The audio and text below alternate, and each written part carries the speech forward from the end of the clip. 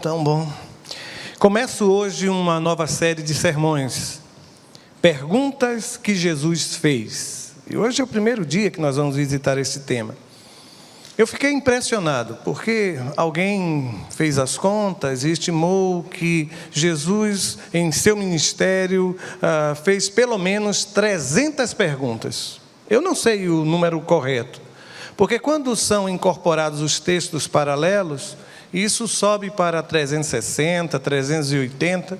Quando eles são retirados e é feita uma revisão, às vezes a sugestão é de um menos que 300. Por isso eu estou sugerindo, tá certo? Somente como sugestão, um número base.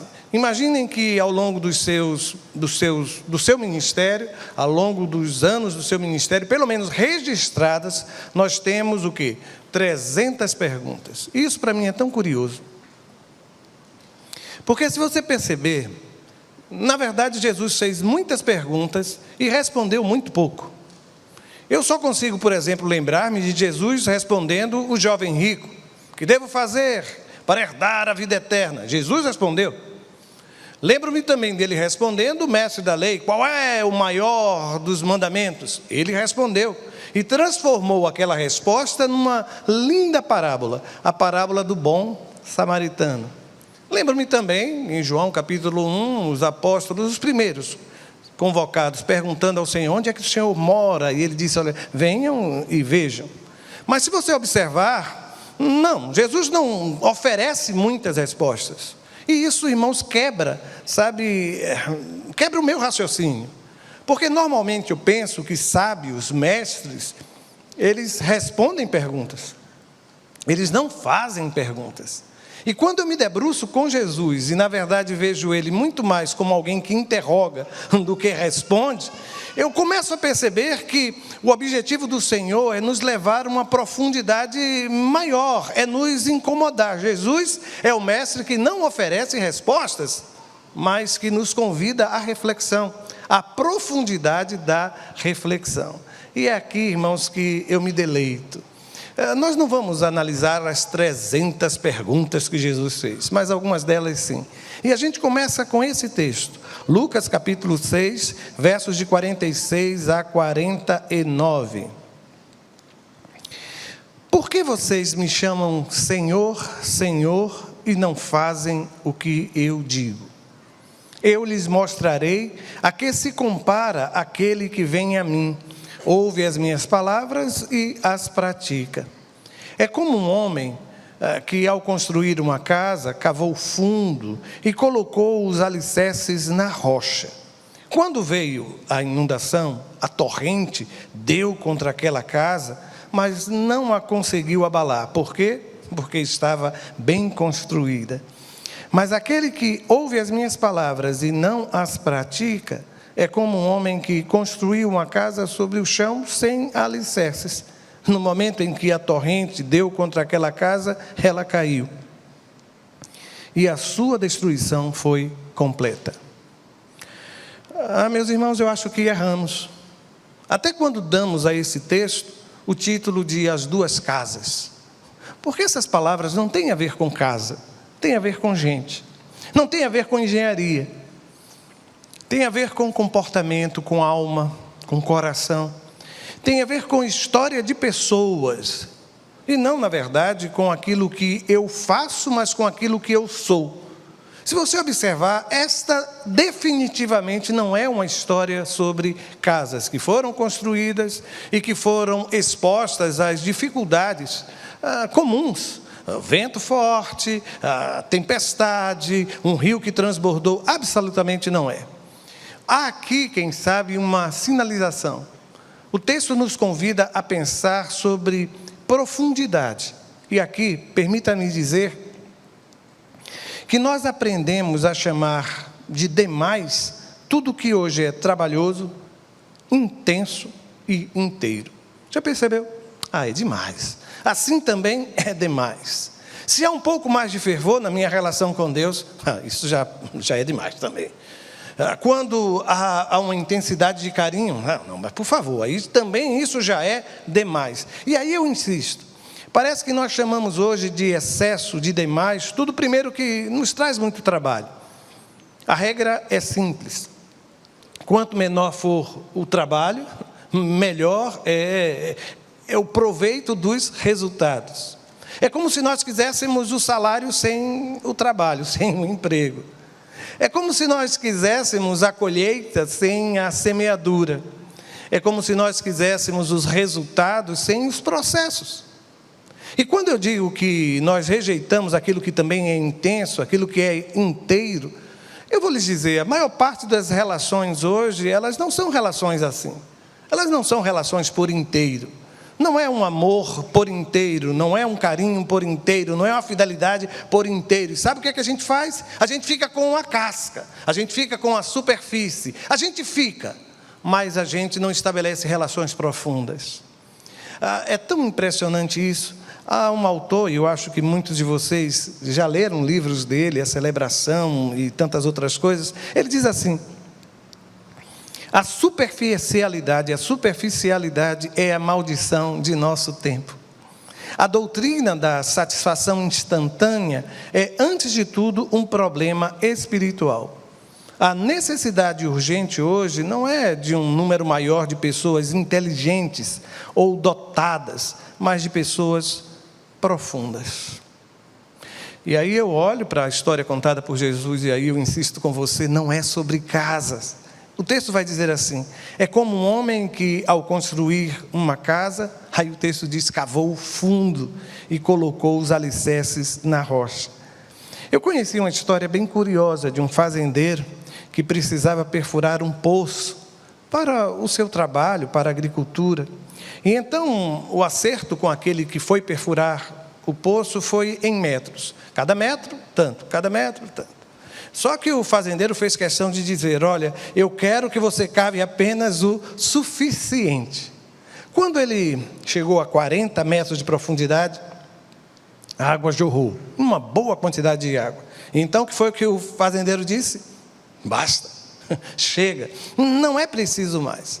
Só que aquele que perfurava poços virou-se para ele e disse: olha, se pararmos aqui, provavelmente quando chegar a seca, esse poço também vai secar. Nós precisamos cavar mais fundo. Naquele momento o fazendeiro ficou numa dificuldade enorme de decidir. Profundidade ou não. Mais profundo ou não. E querem saber por quê? Porque cavar fundo dá trabalho. Cavar fundo, às vezes, exige alguns sacrifícios. Aliás, a Jesus ele conta uma parábola, não sei se você se recorda, de um administrador que ele é infiel. E em Lucas 16:3 ele vai dizer assim: está preocupado porque aquele a quem ele deveria prestar contas percebeu que ele estava desviando recursos. Coisa do primeiro século, viu, irmãos, essa coisa que eu estou falando aqui de desvio de recursos. Mas aí deixa eu ler o texto. A Bíblia vai dizer assim, que o administrador disse a si mesmo: meu senhor está me despedindo, que farei? Para cavar não tenho força e tenho vergonha de mendigar. Observou? No texto fica claro que cavar poços era algo extremamente sacrificial, exigiria certamente muito esforço. E sabe por que hoje a gente escolhe a superfície? Porque manter uma relação, a profundidade numa relação, isso custa, isso é custoso. Aprofundar a minha relação com Deus, isso vai exigir também profundidade. E o que fazemos? Nós nos satisfazemos com aquilo que é superficial, aquilo que é casca, aquilo que é aparência. Só que há aqui uma recomendação. Não está explícito no texto, mas se você observar, é como se Jesus estivesse nos dizendo que se você vai construir, comece fazendo o quê? Cavando. A primeira coisa a fazer é cavar. Se eu quero aprender algumas coisas, eu vou precisar desaprender. É tão difícil você ensinar alguém que já criou um vício, sabe, de comportamento, de atitude, que aprendeu. Congregação, onde é que está Neto? Neto, é tão difícil corrigir uma congregação quando ela aprende um hino de uma forma diferente. Nunca mais aquele hino será... Acabou. Desista o músico, porque isso não vai acontecer. Quando a gente aprende, se a gente não cava fundo, se a gente não remove o que está ali para então estabelecer... Deixa eu lhe dar um exemplo. Imagine alguém que saiu de uma relação, começa um novo relacionamento, mas está construindo sobre aqueles alicerces da relação passada. Sabe aquela criatura com quem ele ou ela está se relacionando vai pagar uma conta de uma despesa que nunca fez? Vai ser cobrado por coisas que nunca disse, porque estão ali, olha, na memória. Sabe essa gente que saiu de uma igreja, vai para uma outra igreja, por conta de dificuldades de relação, dificuldades em ministério, ele vai carregando isso consigo, e quando ele chega naquela nova comunidade, ele não cava fundo, ele não remove aquilo que foi a experiência anterior, e ele quer construir sobre isso. O resultado, preciso dizer, é por isso que eu volto a dizer, a história contada por Jesus não tem absolutamente nenhuma relação com construir casas. Aliás, lembre-se de que o suficiente nem sempre é bom o suficiente. Deu para entender? Ficou estranho, não foi? Mas eu deixei assim mesmo, porque aí a semelhança do mestre, do grande mestre, quem sabe eu vou provocar os irmãos à reflexão. Eu vou repetir. O suficiente nem sempre é bom o suficiente. E é nessas horas que a gente começa a pensar, sabem, por que a gente para alguns processos? Por que a gente não evolui? Por que nós continuamos os mesmos? É simples, irmãos. Às vezes a gente se satisfaz com pouco, com aquilo que é bastante. Eu me lembro de alguém que, dia desses, disse: pastor, por favor, eu não estou falando especificamente de você, estou contando somente uma história, e é um caso raro, mas você já imaginou um aluno que ele se contenta com a nota da média? Para mim está suficiente. Qual é a média hoje? É 6, 7? Aí, se eu tirar 7, eu estou no lucro.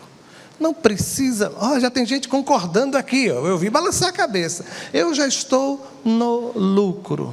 Sabe o que acontece com o passar do tempo? Quando a gente não eleva, sabe, esse sarrafo, quando a gente não impõe sobre si mesmo, de forma saudável, escute bem, de forma saudável, algo que nos impulsione, algo que nos mova, é muito fácil ser aquilo que eu sou. O grande desafio da vida é me tornar aquilo que Deus quer.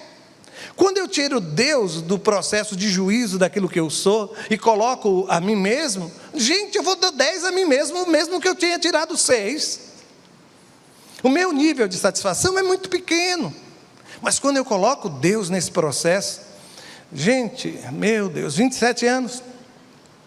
Se alguém me perguntar se hoje eu posso escrever um manual para o ministério pastoral, sabe qual vai ser a minha pergunta?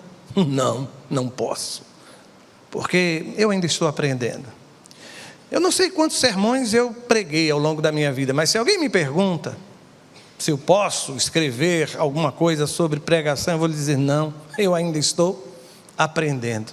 Sobre a Bíblia, sobre textos sagrados, eu não sei quantas vezes eu já li, estudei, preparei sermões e estudos, mas eu vou lhe dizer, eu ainda estou aprendendo.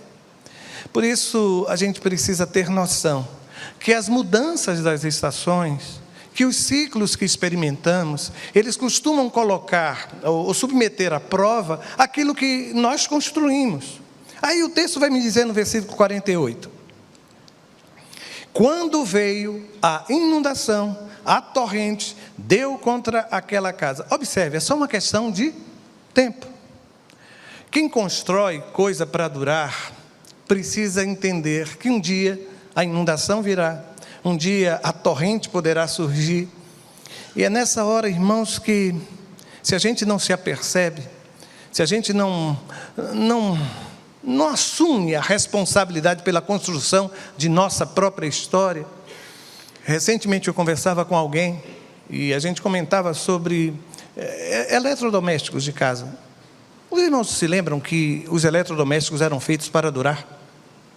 Meu Deus! Carros, você se lembra do carro antigo? A chapa, é chapa, né, que a gente chama? Do carro antigo. Você se lembra que, hoje em dia, se você empurrar muito a mão, os dedos, seus dedos entram, mas não era assim. Eu me recordo, gente do céu, que eu fui criança e adolescente com uma mesma geladeira na casa dos meus pais. Aquilo durava. Acho que era Frigidaire, uma coisa assim. Era uma marca. As TVs nos acompanhavam, a gente tirava foto pequeno, grande, e depois ainda levava para casa, né? Quando a gente saía da casa dos pais, eu posso levar essa TV que ainda está aqui? A gente levava. As coisas eram feitas para durar. Posso lhe fazer uma pergunta? Qual foi a última vez que você percebeu que as pessoas estão querendo relações duradouras? Não querem abrir mão de sua relação com Deus por coisa alguma. Até a relação com a igreja, gente, era duradoura. As pessoas que se convertiam naquela igreja, sabe quando é que saíam daquela comunidade? Quando eram irmãos. Só quando, um dia saía, sepultado, o culto era feito lá na igreja, mas o último momento era lá. Não era assim? Mas hoje a gente tem uma volubilidade, uma coisa estranha. Aí Jesus olha para mim e para você e disse, olha, a gente precisa construir de forma sólida. Cavar, colocar os alicerces, numa perspectiva. Hoje eu não vivo essa situação de crise. Não há nada que esteja balançando as estruturas da casa, o vento não tem soprado. Aliás, gente, os ventos sopraram tão forte onde nós estávamos, 50, 60 quilômetros batendo, e era um frio, uma vontade de voltar para o nosso Nordeste com 29 graus, irmãos, é uma coisa séria. Colocar nordestino nessas situações é colocar em situação de risco, irmãos. É colocar em situação de risco. Mas quando veio, diz o texto sagrado, a inundação, deu contra aquela casa. Eu vou lhe dizer que a questão, na verdade, não é o que você escuta, mas o que você faz a partir da escuta, a partir daquilo que você escutou. Deixe ser mais claro. Eu acredito que a história contada por Jesus, por exemplo, ela trata de um aspecto extremamente importante na espiritualidade, que é a atitude. Eu me recordo, já citei aqui, a expressão usada pelo monge executivo, o livro, onde ele disse que o amor é aquilo que o amor faz. Jesus, ele vai dizer assim, aquele que vem a mim, ouve as minhas palavras e as pratica. Versículo 47, é o primeiro personagem. Não está falando de casa, mas de um homem sensato. É como se ele estivesse dizendo, a sensatez de um homem, de uma mulher, pode ser avaliada pelas suas atitudes. Não é aquilo que simplesmente ele escuta, e nem mesmo o fato dele ter ido à presença de Jesus. Aquele que vem a mim é só um passo. Aí depois o texto diz, escuta, ok. Aí depois o texto nos desafia, atitude, coloca em prática. Agora, observe, versículo 49. Segundo personagem, esse personagem ele é chamado de nécio, de tolo. Aí o texto vai dizer que aquele que ouve as minhas palavras e não as pratica. É como se Jesus estivesse dizendo que tudo é uma questão de atitude. Sabe essa gente lá fora? Tem muita gente com enorme dificuldade de atravessar aquele portão, porque cansou de discurso religioso. Provavelmente as minhas atitudes, as suas atitudes, vão nos conceder o direito de falar. É como se a Bíblia estivesse lhe dizendo, olha, a coisa mais importante é você concentrar-se naquilo que você vai fazer depois de ter se aproximado de Jesus, de ter escutado as suas palavras. A pergunta é, e agora? Você vai fazer o quê? Nos reunimos, cantamos, celebramos, passamos o domingo juntos. E aí a pergunta vai ser qual? E agora, o que é que você vai fazer com isso, com essa experiência? Vou mais longe. Alguém poderia me perguntar, mas pastor, e a intencionalidade? Será que isso não tem qualquer peso? A minha intenção diante de Deus, aquilo que eu desejo? Bom, Jesus trata disso. Observe o que é que ele vai dizer no versículo 48. Qual era a intenção do primeiro personagem? Um homem que, ao construir uma casa. Versículo 49.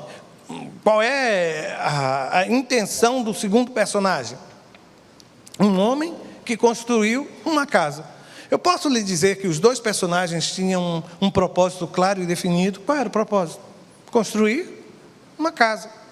Nisso eles estavam juntos. Se eu perguntasse ao primeiro e convidasse, quem sabe aqui o Daniel para fazer uma entrevista com ele, o que você quer fazer? Ele iria responder o quê?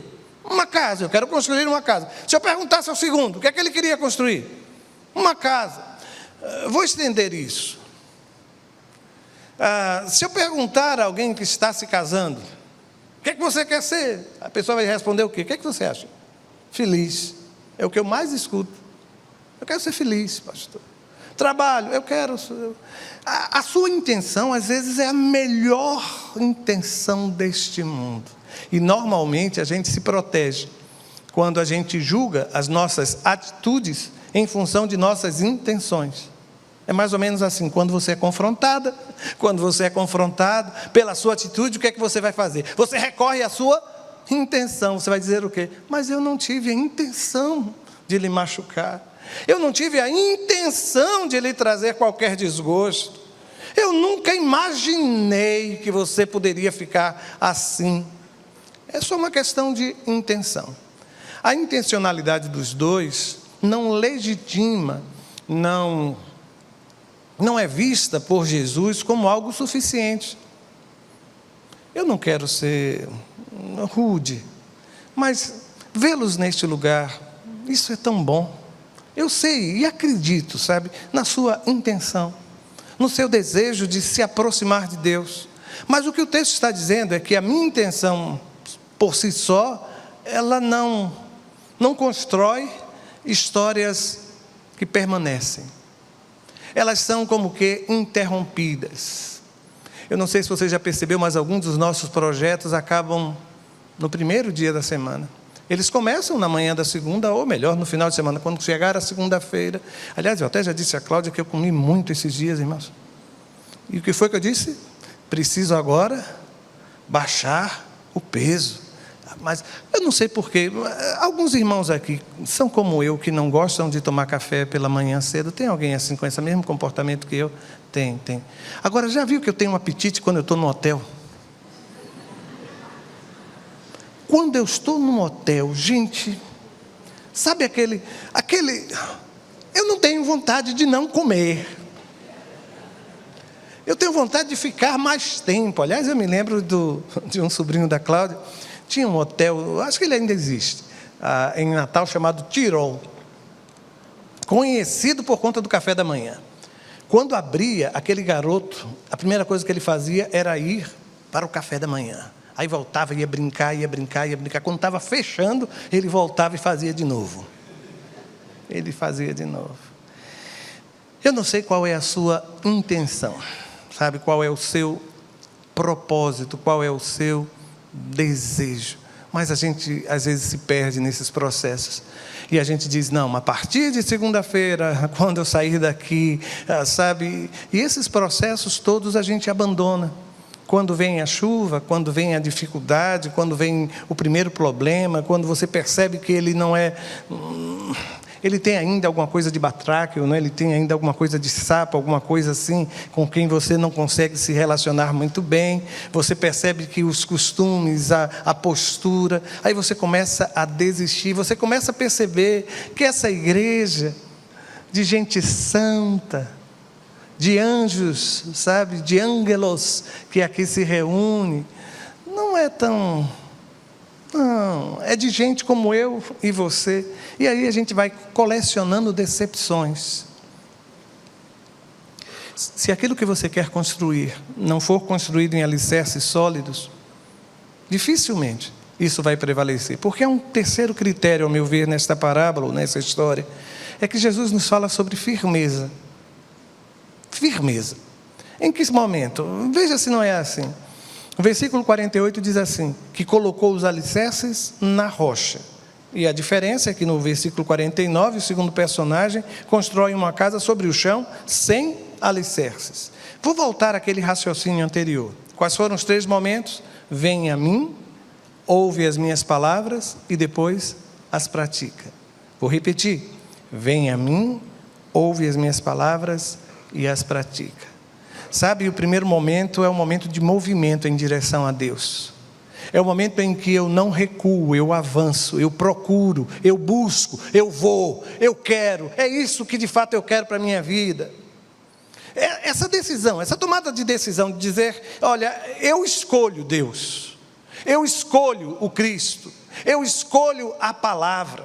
Eu me movo na direção do Senhor. Mas num segundo momento, Aí o texto sagrado diz assim: silencie os teus lábios, cale-se por um instante e apenas escute aquilo que Deus tem a lhe dizer. Porque é impressionante, sabe, irmãos, a gente quando se aproxima às vezes de Deus, a gente quer que Ele escute as nossas palavras, que Ele escute as nossas orações, que Ele escute os nossos queixumes, que Ele escute as nossas murmurações. Mas quando é que você vai parar para deixar Deus falar? E então você se aproxima dEle e escuta o que Ele tem para lhe dizer. E o curioso é que as palavras aqui, elas não são colocadas sobre juízo, sobre crítica, sobre processo de racionalização. Do ouvir, eu caminho diretamente para onde, irmãos? Para colocar em prática. Aliás, eu não sei qual desses momentos é o mais difícil para você. Decidir, aproximar-se de Deus, silenciar a sua alma, suas convicções, suas confusões, sabe? E ouvir aquilo que o Deus quer lhe dizer. Ou finalmente colocar essas coisas que você já sabe em prática. Querem ver só? Eu posso fazer um teste rápido com os irmãos? Quantos aqui acreditam que o Evangelho é essencialmente amor? Levanta a mão, por favor. Tem gente que não acredita, eu estou preocupado com isso, viu? Não vou pedir mais que você levante a mão, não. Parece que algumas pessoas estão retraídas. Você acredita que o Evangelho envolve o exercício do perdão e do arrependimento?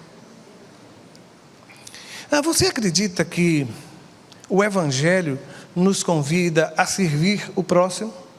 Tudo bem? Eu vou terminar minha pesquisa aqui, não vou me alongar. Mas por que a gente tem tanta dificuldade de verdadeiramente servir e ser servos? Por que a gente tem tanta dificuldade de perdoar e pedir perdão? Por quê? Por que a gente tem tanta dificuldade em amar e ser amado? Depois de 27 anos pregando nesta igreja, eu tenho às vezes compartilhado com alguns colegas pastores que tê-lo aqui, vê-lo neste lugar, mesmo depois de passados 27 anos, é para mim uma prova da misericórdia de Deus sobre o meu ministério. Essa gente que me escuta há 27 anos nunca me ouviu, sempre buscou ouvir a voz de Deus através dos meus lábios. E os irmãos não imaginam o peso, o impacto, sabe, que é, o assombro, quando dizem assim: agora é a hora do sermão. E às vezes não tem nem a mensagem musical, porque na mensagem musical o pregador ele vai respirando, se preparando para aquele momento.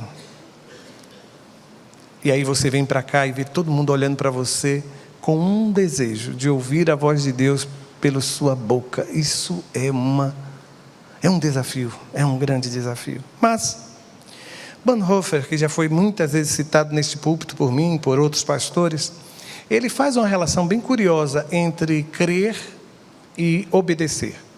E ele disse o seguinte: só quem crê é obediente, e só quem é obediente crê. Vou ler de novo. Só quem crê é obediente. Nesse caso, a fé precede a obediência. Aí depois ele diz: só quem é obediente crê. É como se ele dissesse: se eu não me submeter, eu jamais vou entender o que é que significa a fé. E querem saber? Eu acho que esse homem tem razão. E a gente não pode separar essas coisas. É por isso que é preciso me aproximar do Senhor, ouvir o que Ele tem a dizer, e depois, sem racionalizar, sem questionar, apenas colocar em prática o que Ele tem para a minha vida e para a sua vida. E aí, nessa hora que eu escuto a pergunta de Jesus, você ainda se lembra da pergunta? Eu vou repeti-la, talvez você não tenha lembrança. O primeiro verso que eu li, ele dizia assim: por que vocês me chamam Senhor, Senhor, e não fazem o que eu digo? Posso lhes dizer, chamar alguém de Senhor, lá no primeiro século, era reconhecer a autoridade desta pessoa, era reconhecer aquela criatura como um mestre, reconhecê-lo como um soberano. A palavra Quírios, ela era aplicada especialmente para o imperador. O imperador é Quírios. César é Senhor. Aí a igreja começa a proclamar um discurso subversivo, dizendo que não, César não é Senhor, que o Senhor é o Cristo. Depois, quando eu digo que Quírios, eu estou dizendo você é um mestre. E quando eu lhe chamo de Quírios, eu estou lhe dizendo que eu sou o seu discípulo, que eu sou o seu aprendiz. Quando eu lhe chamo de Quírios, eu estou lhe dizendo, eu sou o seu servo. É por isso que Jesus me pergunta, e a você também, por que a gente chama Jesus, como é que a gente chama Deus de Senhor, e não colocamos em prática aquilo que Ele, enquanto Senhor, tem autoridade sobre a minha vida para determinar meu comportamento? Como é que eu chamo Jesus de Senhor, reconhecendo Ele como mestre, e não me submeto aos seus ensinos? Ah, meu Deus, tem tanta gente brincando com palavras, tem tanta gente chamando de amor a quem despreza, ou a quem está traindo. Tem gente que é capaz de usar da linguagem do abraço, do beijo, a semelhança de Judas, mas ao mesmo tempo o coração está distante, o espírito é de traição. É tão estranho, né, irmãos? Quando a minha boca, os meus lábios estão distantes daquilo que é o meu coração. Ninguém quer ser amado assim. Alguém aqui quer uma relação assim? E por que esse modelo de relação que nós queremos manter com aquele a quem chamamos de Senhor? Ninguém quer ser chamado de pai, sem ver no seu filho a sua postura filial, um amor filial, um amor carinhoso. Ninguém quer ser chamado de mãe somente no dia da celebração. Ninguém. Por que esse é o modelo que nós queremos colocar diante do Cristo? Por isso, eu trago só uma palavra de advertência.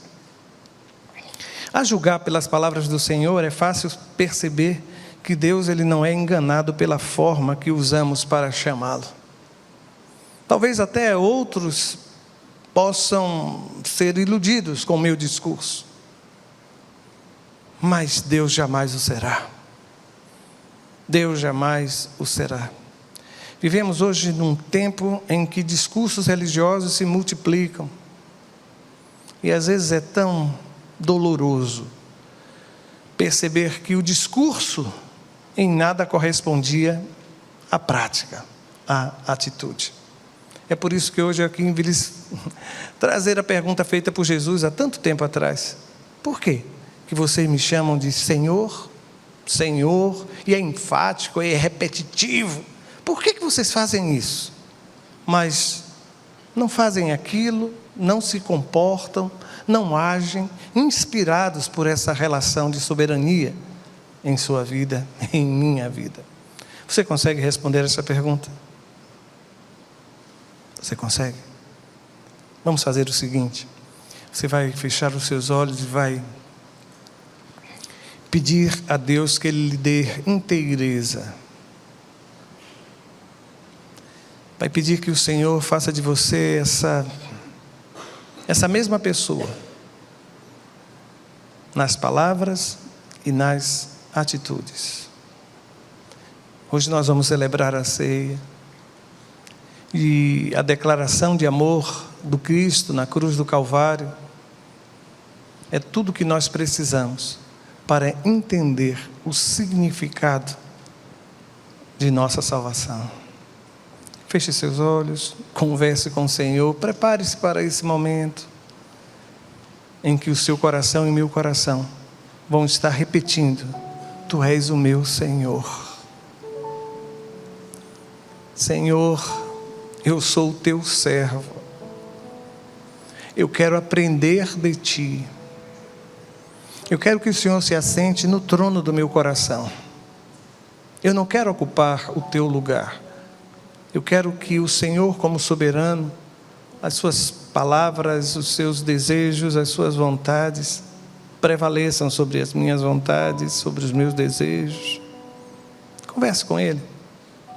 Tenho certeza que Ele vai ouvir a sua oração. Faça isso.